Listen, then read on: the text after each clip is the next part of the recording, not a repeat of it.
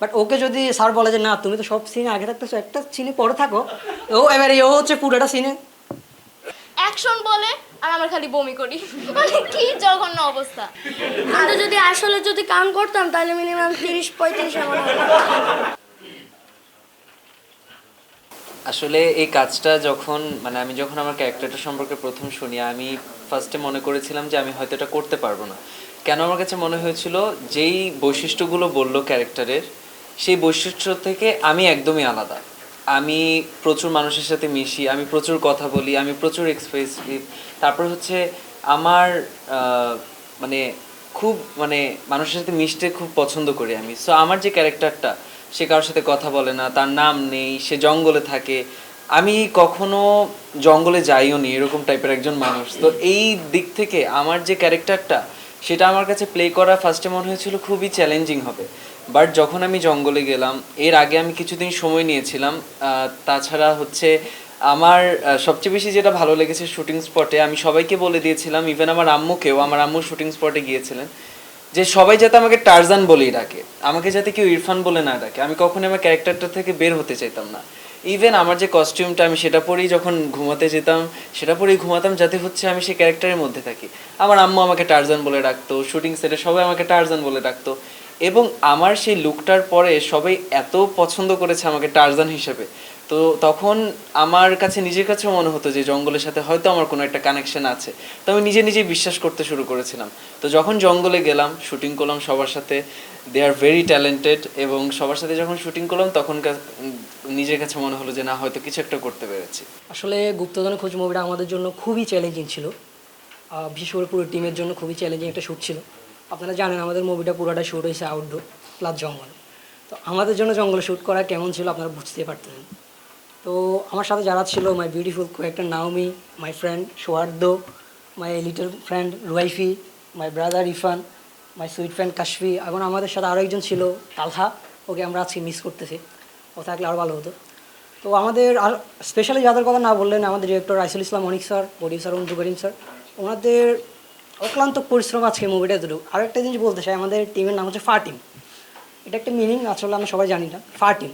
তো এটা কেন বলতেছি, কারণ আমরা ফা টিম খুবই লাকি। মুভিটা লেখা হচ্ছিল আমরা যতটুকু জানি 2008 থেকে, আমাদের জন্মের আগে থেকে, যখন আমরা পৃথিবীতে আসিনি তখন থেকে হচ্ছে লেখা হচ্ছে। তো আমরা এটা লাকি যে আমাদের ফা টিম হচ্ছে যে এরকম একটা মুভিতে আমরা কাজ করতে পেরেছি লিড ক্যারেক্টার হিসেবে। তো আসলে আমি এক লাস্ট কথা এটাই বলবো যে আপনারা এই মুভিটা অবশ্যই দেখবেন, বিশেষ করে বাচ্চাদের বেশি ভালো লাগবে। আর আমার দিক থেকে আমি টিনেজ যারা আছে আমাদের এজের, তাদেরকে অবশ্যই রেকমেন্ড করবো যে এই মুভিটা দেখার জন্য। টিনেজদের খুবই ভালো লাগবে, আমাদের এজে যারা আছে তাদেরকে এই মুভিটা দেখার জন্য আমি মানে নিজের থেকে আহ্বান জানাচ্ছি। প্রেমে বলতে হ্যাঁ ভালো লাগছে ম্যাডামকে, অবশ্যই ভালো লাগতেই পারে, হ্যাঁ ম্যামকে ভালো লাগছে। হ্যাঁ পার্সোনাল ওনাকে অনেক আগে থেকে চিনি, দেখা হওয়ার আগে থেকে, যেহেতু উনি একজন লাক্স সুপারস্টার, তো ওনাকে ভালো লাগছে পার্সোনালি। হ্যাঁ সব মিলিয়ে হচ্ছে আমাদের শুটিংটা খুবই ভালো গেছে। আমি আরও চিন্তা করতেছিলাম যে যদি আমাদের রিশুট লাগে আরও বেটার হবে, আমরা সবাই আবার দেখা হবে। তো সব মিলে হচ্ছে আমাদের বেস্ট গেছে একদম সব। আর এটা আমার জন্য মানে লংগেস্ট শ্যুট ছিল এটা। রিশুট রিশুটই তো প্রোডিউসারের উপরে অভিনয় নিয়ে বলতে আসলে আমাকে যখন কাস্ট করা হয় তখন আমাকে বলা হয়েছিল আমি এটা নাকি ড্রামা বা নাটক এরকম বলা হয়েছিল, মুভি বলে নাই। যখন আমি আসি, হ্যাঁ যখন আমি আসি শুনতেছি যে মুভি, আমার তো পুরো শখ, আমি কিরে ভাই মুভিতে কাজ করে ফেলতেছি, আমি তো এবারে এমনি বলতেছিল, আমি একটু আবার ওনারা বলতেছিল যে আমরা একটা মুভি দেখছিলাম আপনার ওই যে দীপু নাম্বার 2, ওইটা আমি এখান থেকে যাওয়ার পর যখন ওনারা বলছে তখন যাই দেখলাম। তো এবার আমি একটু রিসার্চ করি ChatGPT-তে বা হ্যান ত্যান এগুলোতে রিসার্চ করে যাই, দেখিয়েছি কি আসলে তো বাংলাদেশে অ্যাডভেঞ্চার মুভি হচ্ছে আপনার বাংলাদেশের ছোটোদের নিয়ে না, বাংলাদেশের বড়দের নিয়েও কোনো অ্যাডভেঞ্চার মুভি নাই, আমি যতটুকু রিসার্চ করছি। তো এটা আসলে খুবই দারুণ হবে। ট্রেলার দেখে আমরা বুঝতে পারতেছেন কীরকম হবে, এখন ট্রেলার আসে নাই, ট্রেলার দেখলে আরও বুঝবেন যে কীরকম হবে। আর এটার জন্য আমরা খুবই পরিশ্রম করছি, খুবই বাচ্চারা প্লাস আমাদের প্রোডাকশনের বা আমাদের টিমের যারা ছিল সবাই খুবই ভালো করছে। আর এতটুকুই আমার ধন্যবাদ।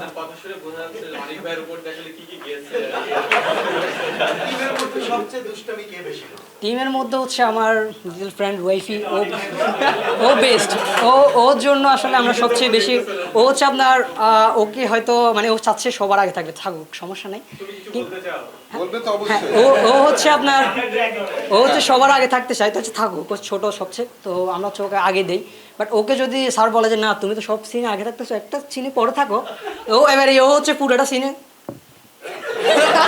এটা হচ্ছে বেস্ট ছিল, মানে ওর এটার জন্য আসলে সবচেয়ে। আর নাওমির কথা যদি বলতে যাই, ও হচ্ছে যে একটা আমাদের সেট মোমেন্ট থাকে, মানে হয়তো আমরা ঢাকাটা ধরতেছে বা আমাদেরকে বেঁধে রাখছে বা হ্যান ত্যান, তো ও হচ্ছে মানে হাসি, শুধু হাসে, মানে ওর হচ্ছে এখানে সেট হওয়ার দরকার কিন্তু ও হাসবে শুধু, ওর একটাই সমস্যা। আর যদি ইরফান ভাইয়ের কথা বলতে চাই, উনি বেস্ট, উনি হচ্ছে একজন প্রফেশনাল ভয়েস আর্টিস্ট, উনি সব দিকে বেস্ট, উনি আমাদের থেকে বড়, সবচেয়ে বড় হচ্ছে উনি।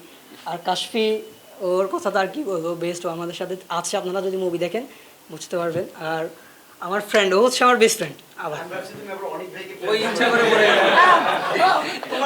আমার এক্সপিরিয়েন্স খুবই ভালো লাগছে। বিশেষ করে আয়ান আমাদের সবচেয়ে বেশি বেস্ট ফ্রেন্ড, সে আমার সবচেয়ে ভালো বেস্ট ফ্রেন্ড। সে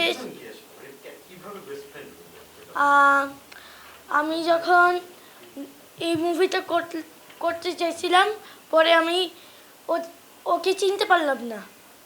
হ্যাঁ, পরে যখন আবার রিহার্সেল হয়েছে, পরে আস্তে আস্তে আমি চিনতে পারতেছি। পরে আমি মনে করতেছি যে মুভির মধ্যে যে আমি যদি বেস্ট ফ্রেন্ড না হতে পারি, তাহলে তো আমার খুবই মন খারাপ লাগবে। এই জন্য আমি সবার সাথে মিলেমিশে নিছি। করছি অর্ধেক, কিন্তু বেশি করি নাই না। আমি যে আমার কার্টুন দেখি, কার্টুনটা দেখে আমার ইচ্ছা করতেছে, আর বিভিন্ন নাটকটাও দেখি। নাটকে দেখে আমার চাইতেছি যে আমি যদি কাজ করতাম, আমার খুবই ভালো লাগতো।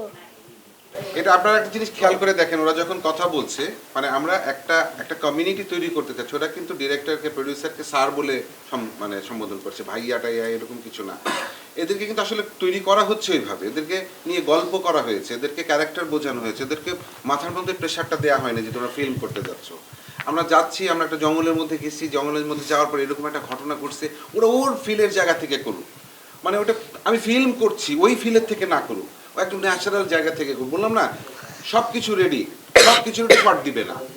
এখন ওকে কিভাবে করে ফোর্স করা যাবে যে তুমি শর্ট দিতেই হবে, সম্ভবই না, দেখলাম আমার সিনেমাই হবে না। ঠিক আছে, তো আমাদের একটা মূল টার্গেট ছিল যে আমরা স্টার্ট করব, ওখান থেকে এন্ড করে, তো আমাদের যেটা ইচ্ছা ছিল যে আমরা ক্যামেরা একবারে অন করব, একবারে শেষ করে আমরা ওখান থেকে বেরোবো, কোনো রিশুটের জন্য কিংবা পরে করবো এর জন্য যেন রেখে দেওয়া না হয়, কারণ ওদের একটা ফিলিংয়ের ব্যাপার আছে, ওদের একটা মোহের ব্যাপার আছে। এই মোহেটার জন্য হচ্ছে যে আমরা যেটা করেছিলাম সেটা হচ্ছে আমরা রিহার্সেলের ব্যবস্থা রেখেছিলাম, লম্বা একটা সময় আমরা রিহার্সেল করেছি ওদের নিয়ে, ওদেরকে নিজেদের মধ্যে ইন্টিমেসি বাড়ানোর জন্য, একজন আরেকজনকে চেনা, কিভাবে কথা বলবে, যেন বন্ধু ভাবতে পারে, নিজেদের বন্ধু ভাবতে পারে, নিজেদেরকে নিজেরা তৈরি করতে পারে, সেই প্রিপারেশনটা নিয়েছি, গল্প শুনিয়েছি, গল্প করেছি ওদের সাথে। তো এভাবে করে আসলে প্রিপারেশনটা নিয়ে ওদের সাথে। গড়তে ডিরেক্টর স্যার বলছিল যে গড়তে যাওয়ার আগে মানে একটু আলাদাভাবে শুনবে, কিন্তু আমি কথা ভালো করে শুনি না, যে কারণে মনে করছি যে আমার ডিরেক্ট পড়া লাগবে। আমি মনে করছি যে নিচে বালিশ আছে, মানে পড়লে এত ব্যথা পাবো না। এখন আমি পরে গেছি, দেখি যে বাঁশ দুইটা ছিল, বাঁশের সাথে আমার ডান পায়ে লাগছে, আর ডান পায়ে একটু ব্যথা পেয়েছে। আর এবং প্রায় গর্তের ভিতরে আমার মিনিমাম 2 ঘন্টা মানে বসেইছিলাম, মানে বারবার শ্যুট নিতেছিল, একটা শ্যুট না, মানে একই শ্যুট বারবার, মানে 10-15 বার। এরপর মাঝে মধ্যে ক্যামেরাম্যানের ক্যামেরাও আবার মানে ভুল হয় এমন। সো বেসিক্যালি এই সিনেমা নিয়ে বেশি ইন্টারেস্টেড ছিল আমার আম্মু। মানে অনেক আগ থেকে আমার আম্মুর একটা উইশ ছিল যে আমি একটা শিশুতোষ ফিল্ম বা সামথিং, শিশুতোষ কোনো একটা কাজ করব। তো আর এমনি তো আমি, আমার আম্মু হচ্ছে অ্যাডভেঞ্চার লাভার। সো এই পর্যন্ত আমার একটা বেস্ট শ্যুট ছিল এটা, and the longest shoot ever for me. রিহার্সালে প্রায় 5 দিন লেগে গিয়েছিল অ্যান্ড আদার্স 10 ডেজ গেল হচ্ছে গাজীপুরে। আমার স্কুল থেকে অনেক স্ট্রিক্ট পারমিশন নিয়ে এসেছি অ্যান্ড এই শটে আসলে ইন্টারেস্টিং ডিসগাস্টিং অনেক ধরনের সিন ছিল। যেমন একটা ফানি সিন আমি হচ্ছে বলতে চাই, যেটা হচ্ছে আপনারা টিজারে মেবি দেখেছেন আমরা একসাথে একটা জায়গায় ঘুমিয়েছিলাম। সো ওই ঘুমিয়ে যাওয়ার সিনে আমি এই পর্যন্ত পাবলিক ওয়াশরুমেও গিয়েছি, ডাস্টবিনের সামনে দিয়েও গিয়েছি, বাট এত বাজে স্মেল আমি কখনো আমার লাইফে পাইনি। ওইখানে কলার খোসা, আপেল, মুরগি সহ সব স্মেল মিক্স হয়েছিল। অ্যাকশন বলে আর আমার খালি বমি করি, মানে কি জঘন্য অবস্থা। তার সাথে হচ্ছে ও যখন গর্তে পড়েছিল তখন ওইটার ভিতরে অলমোস্ট 20টার মতো ব্যাঙ ছিল। ও বারবার ও মাগো বাঁচাও বাঁচাও বলে খালি চিৎকার দেয় আর আমরা খালি হাসি। আর আরো ফান ফ্যাক্ট হচ্ছে ও গর্তে পড়ার পর সবাইকে বলা হয়েছিল ভয় পাওয়ার জন্য, বাট যেখানে হচ্ছে রুয়াইফি বলে ইয়ে, মানে এই কয়েকটা সিন আমার কাছে সবচেয়ে বেশি ফানি লেগেছিল। আর আমার জন্য একটা ভয়ঙ্কর সিন ছিল, যেটা হচ্ছে একটা জায়গায় মানে একটা উঁচু জায়গায় ওঠার সময় আমি না কাটা গাছের উপর ডিরেক্টলি পড়ে গিয়েছিলাম। তো আমার পায়ে কিছুটা ইনজুর্ড হয়েছে। আর তাছাড়াও আমাদের ফার্স্টের কয়েকদিন অনেক বেশি গরম ছিল, অলমোস্ট 10-12টা টিস্যু পুরো ভিজে গিয়েছিল ঘামে, ঘাম মুছতে মুছতে অনেক বাজে অবস্থা। অ্যান্ড পরের আবার কয়েকটা দিন এত বেশি ঝড় বৃষ্টি, মানে সেট রেডি করা হয় বাট ঝড় বৃষ্টির জন্য দেখা গিয়েছে যে আবার সেটটা পুরাই নষ্ট হয়ে গেল। তো ওই দিন রাতে আমরা আর শ্যুট করতে পারলাম না।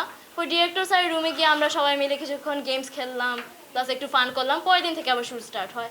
আর দেখা গিয়েছে যে এতদিন ঝড় বৃষ্টির মাঝে শ্যুট করতে করতে আমার লাস্টের দিন অনেক বেশি জ্বর উঠে গিয়েছিল। So interesting, disgusting, funny show সব ধরনের সিন ছিল আমাদের এই মুভিতে।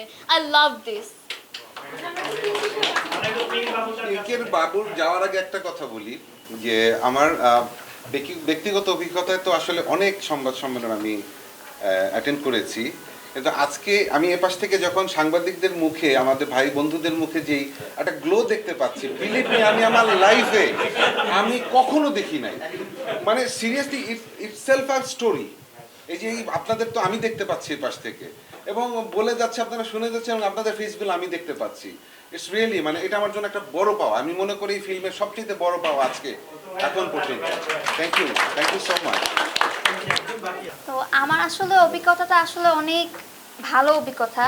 এটা আমার লাইফের ফার্স্ট শ্যুট, আর এর আগে আমি এরকম কখনো কোনো এক্সপিরিয়েন্স করি নাই। তো আমি ফার্স্টে অনেক একটু নার্ভাস ছিলাম, বাট পরে এদের সাথে যখন আমি মিট করি আর যখন একটু অনেক ফ্রেন্ডলি হয়ে যাই, মানে আমার ভিতর থেকে যে ভয়টা সে পুরো চলে যায়। আমার মনেই হয় না যে আমি শ্যুট করতেছি, আমার পুরো সব কিছু রিয়েলিস্টিক মনে হয়। অ্যান্ড অনেক ভালো একটা এক্সপিরিয়েন্স ছিল। অ্যান্ড এই মুভিটা দেখে ইনশাল্লাহ সবাই অনেক মজা পাবে, অ্যান্ড আমি অনেক এক্সাইটেড এই মুভিটা নিয়ে। সো আমারও বেস্ট ফ্রেন্ড ফিয়ানি। আর আমি গড়তে পর যখন ডিরেক্টর স্যার বলতেছিল যে তুমি ডায়লগ দেওয়ার পর থামবা, কিন্তু আমি ফিয়ানের সাথে একটু কথা বলতেছিলাম, যার কারণে মন ছিলই না। তো এই কারণে আমি ডিরেক্ট গিয়ে পড়ে গেছি, ওর সাথে গল্প করতে করতে। আর খাবার তো মনে নেই, ভুলে গেছি। আর আমি তো বলি, যখন আমরা জঙ্গলে গেছিলাম, যখন আমরা টায়ার্ড হয়ে গেছিলাম, খাওয়ার সময় আমরা পাইছি চানাচুর, পাউরুটি, চিপস টিপস এসব। হ্যাঁ হ্যাঁ, খেতে হয় না, খেয়ে ফেলছে। এটা তো রাতের সিট ছিল।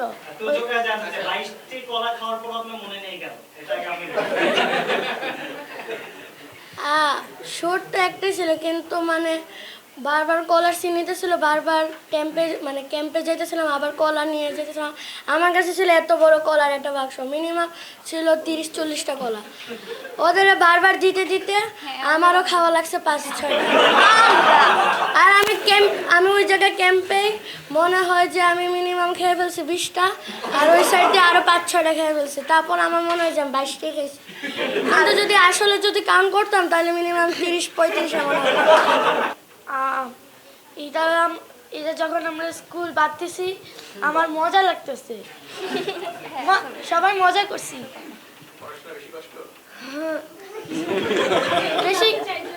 বেশিরভাগ আমার এক্সামে পড়ে পিঁপড়া ছিল, অনেক বেশি পিঁপড়া ছিল।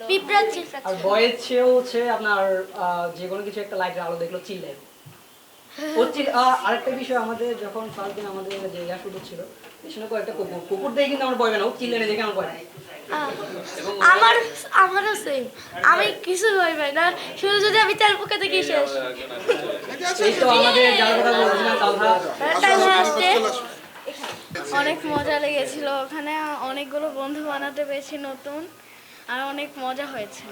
আচ্ছা, এটা যে স্ক্রিপ্ট যিনি লিখেছেন তিনি প্রফেশনাল এবং তিনি শিশুদের নিয়ে আগে কাজ করেছেন। গল্পটা আমার, স্ক্রিপ্টটা একজন প্রফেশনাল লিখেছেন এবং তাকে বারবার একটা জিনিসই বলা হয়েছে যে শিশু সুলভ যেন হয়, আমাদের ডায়লগসগুলো শিশু সুলভ যেন হয়। আর এখানে বুঝতে পারছেন যেমন এদেরকে আসলে যে ডাবিং কি করাবো, ওই যে আপনার মানে মনের মধ্যে হঠাৎ করে ভয় পেয়ে গেছে কিংবা যে ওই এক্সপ্রেশন, ও ডাবিংয়ে কী করবে, এটা আপনারাই জাস্ট মানে বিচার আপনাদের হাতে। তো আমরা তখনই ডিসাইড করি যে আমরা একদম রিয়েলিস্টিক সাউন্ডগুলো নিব, যা হচ্ছে ওই সময় যদি আমরা রিটেক করতে করতে অনেকগুলো রিটেক করতে হয় ল্যাঙ্গুয়েজের ক্ষেত্রে কিংবা যেই ক্ষেত্রেই হোক, আমরা একদম রিয়েলিস্টিক সাউন্ডটা চাই। যে কারণে তো আমাদের ডিরেক্টর বললো যে ফার্স্ট টাইম এরকম রিয়েলিস্টিক সাউন্ড নিয়ে আমরা কাজ করেছি। তো আমরা ওইটাকে সবার আগে মাথায় রেখেছি যে কোনোভাবে যেন মানে আমাদের এমন কোনো শিক্ষা এই ফিল্মের মাধ্যমে কেউ না পায় যেটা আসলে আমাদের সংস্কৃতির সাথে যায় না। ওটা বলেছি, আবার বলবো কি? আচ্ছা, আমাদের ইচ্ছা আছে যেটা, সেটা হচ্ছে যে আমার কো প্রডিউসারও বললো যে আসলে সবার তো টার্গেট থাকে ঈদ বেস করে, ঠিক আছে? তা আমরা আসলে ঈদ বেস যেতে চাই না, ঈদের পর একটা ফাঁকা সময় যেতে চাই যেখানে আসলে বাংলা মিডিয়াম এবং ইংলিশ মিডিয়ামের বাচ্চাদের পরীক্ষাটাও শেষ হবে, কারণ আমাদের মূল অডিয়েন্স হচ্ছে শিশুরা, ঠিক আছে? তো অবশ্যই শিশুরা একা আসবে না, বাবা মার সাথেই আসবে। তো আমাদের টার্গেট হচ্ছে এরকম একটা সময় যেন ওরা রিল্যাক্সে, এক্সাম যেন না থাকে, রিল্যাক্স মুডে যেন মুভিটা এনজয় করতে পারে।